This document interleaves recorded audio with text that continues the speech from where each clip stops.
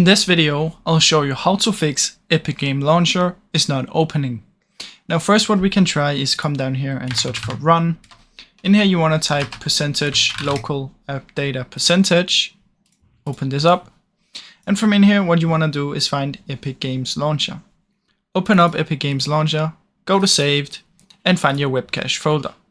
Now you want to delete this folder, but when you delete it, obviously if you have Epic Games open, you want to close it down. So open up Task Manager, find Epic Games Launcher in here, Details, Epic Games Launcher, and End Task. Now when you end task, you should be able to delete this folder, just like that. Now if this still doesn't fix your issue, another thing you can do is find Epic Games right here, or search for it.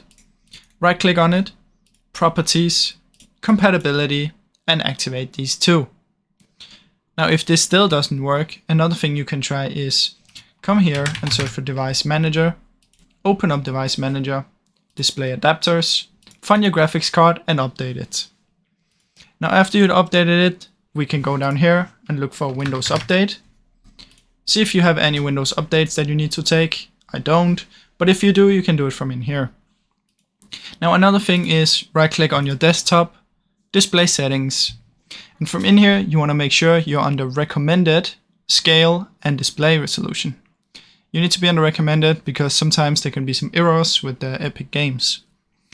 Now another thing you can try is come down here and search for Control Panel, open up Control Panel, view by category, choose Programs, click on Programs and Features, and once you're in here you want to find Epic Games Launcher, right click on it and Repair.